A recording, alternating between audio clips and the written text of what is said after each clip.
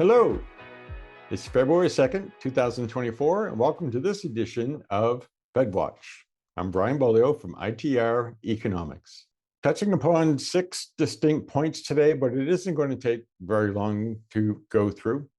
The Fed met earlier this week, and they decided to hold flat, no change on interest rates, and that wasn't a surprise at all, particularly given how strong the December economic data was. We were expecting no change.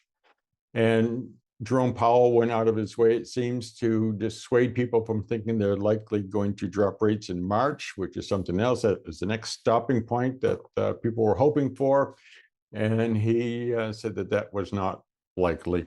And he's right. There's still too much inflation out there, not in terms of commodities, as we've talked about, but in terms of wages, which is the second point I'm going to go to. And I don't tend to bore you with numbers. So the overview is on these wages is that the 1212 and 312 rates of change are coming down. They're in phase C.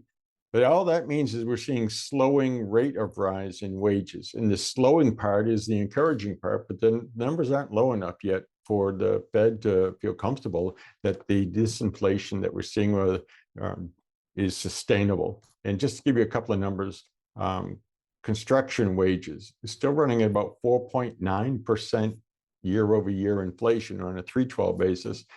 And those job openings, by the way, unlike every other sector, the job openings aren't going down in the construction sector. The need is still there, and they're still having to pay to fill those needs. Wholesale trade is down at 4.5%. That's in phase C, it's slowing down. But you look elsewhere, like retail, and this tends to be one of the easily filled slots, et cetera.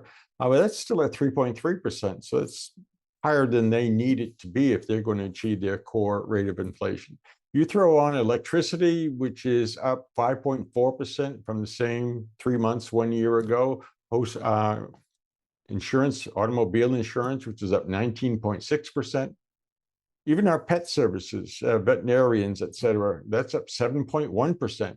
And that's in phase B. That's accelerating at the moment. So there's still some headwinds from the labor side of things in terms of getting that core inflation. So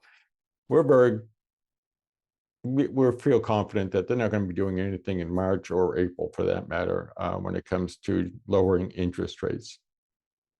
It's slightly tangential news, and this is my fourth point for you today, is we've been taking a look at credit card delinquency rates. And if you've heard one of our talks, you know that they're rising. We point out that they're rising. I just want to quantify that a little bit for you, because you really need the context, because the headline news is displaying all sorts of stuff out there. One, we expect the delinquency rate to continue to rise. It just now went into the lower parameters of a range of normal behavior.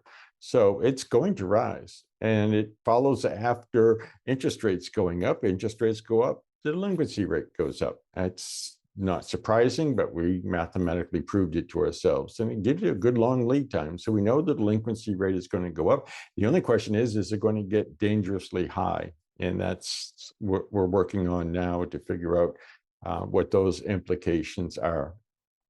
Credit card balances are at an all-time high. If you look at the total number, credit card balances for consumers, if you look at the average, are not at an all-time high. So there's always ways to look at these things. Just yesterday, someone was asking me if we were worried about credit card delinquencies being at an all-time high. And they're clearly not at an all-time high. So data can get a little bit muddled, and that's why we look at the total and the average, both of which are higher than they were immediately following all the money being doled out, but neither are in dangerous territory at the moment. And then I want to talk about what our expectations are, and I already alluded to this, and that we don't think we're going to see any interest rate decline really before May. That's the soonest we'd expect the Fed would be likely to move. We're still waiting on that March, April money supply data to give us a clue as to their shift in monetary policy. But for now, it looks like we're going to stay the course in terms of our expectations. Look for some more disinflation, lower rates of inflation in the employment wage numbers. If you come across any articles along those lines, that'll be your clue that the Fed's going to have more maneuvering room as we go deeper into 2024. Thank you for watching this edition of FedWatch. On behalf of all of us at ITR and the director of this program, Joy Beachy, thanks for watching.